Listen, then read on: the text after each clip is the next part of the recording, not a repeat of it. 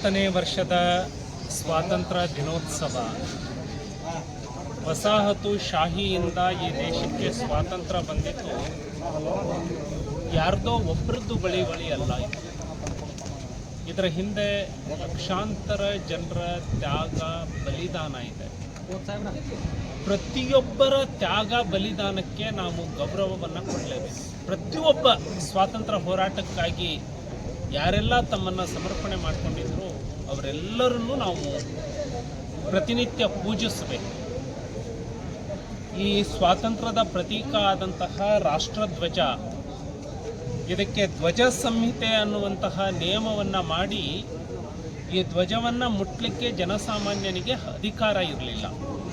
ಈ ಧ್ವಜ ಹಾರಾಡಬೇಕು ಅಂದರೆ ಪಾರ್ಲಿಮೆಂಟು, ವಿಧಾನಸೌಧ, DC ಕಚೇರಿ, ಸರ್ಕಾರಿ ಕಚೇರಿಗಳು ಇಷ್ಟು ಕಟ್ಟಡಗಳ ಮೇಲೆ ಮಾತ್ರ ಹಾರಾಡ್ತಿದ್ವು.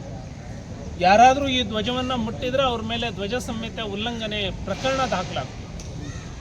ಸನ್ಮಾನ್ಯ ನರೇಂದ್ರ ಮೋದಿಯವರು ರಾಷ್ಟ್ರದ ಭಾವೈಕ್ಯತೆಯ, ರಾಷ್ಟ್ರದ ಸಾರ್ವಭೌಮತ್ವತೆಯ ಪ್ರತೀಕ ಈ ಸ್ವತಂತ್ರ ಧ್ವಜ ಪ್ರತಿಯೊಬ್ಬರ ಮನೆ ಮೇಲೂ ಹಾರಾಡಬೇಕು. ಪ್ರತಿಯೊಬ್ಬ ನಾಗರಿಕನಿಗೂ ಈ ಧ್ವಜವನ್ನು ಹಾರಿಸುವಂತಹ, ಹಿಡ್ಕೊಳ್ಳುವಂತಹ, ಅಪ್ಕೊಳ್ಳುವಂತಹ ಹಕ್ಕು ಇದೆ ಅಂತ ಹೇಳಿ ಧ್ವಜ ಸಂಹಿತೆಗೆ, ಫ್ಲಾಗ್ ಕೋಡ್ಗೆ ತಿದ್ದುಪಡಿಯನ್ನು ಮಾಡೋದ್ರ ಮೂಲಕ ಪ್ರತಿಯೊಬ್ಬರಿಗೂ ಕೂಡ ಅವಕಾಶವನ್ನು ಮಾಡಿಕೊಟ್ಟಿದ್ದಾರೆ.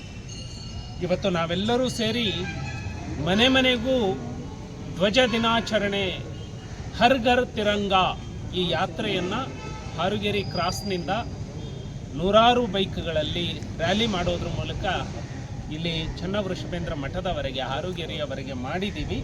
ಸೊ ನಾನು ತಮ್ಮ ಮೂಲಕ ಎಲ್ಲರಲ್ಲಿ ಮನವಿ ಮಾಡಿಕೊಡ್ತೇನೆ, ಈ ಧ್ವಜ ನಮ್ಮ ಸಾರ್ವಭೌಮತ್ವದ ಪ್ರತೀಕವಾಗಿ ನಮ್ಮೆಲ್ಲರ ಮನೆಯ ಮೇಲೂ ಹಾರಾಡಬೇಕು. ಹಾಗಾಗಿ ಎಲ್ಲರೂ ಕೂಡ ತಮ್ಮ ತಮ್ಮ ಮನೆಯ ಮೇಲೆ ರಾಷ್ಟ್ರಧ್ವಜವನ್ನು ಆರೋಹಣ ಮಾಡಬೇಕು ಅಂತ ಹೇಳಿ ಎಲ್ಲರಲ್ಲಿ ನಾನು ವಿನಂತಿಯನ್ನು ಮಾಡಿಕೊಳ್ತೇನೆ. ಎಲ್ಲರಿಗೂ ನಮಸ್ಕಾರ.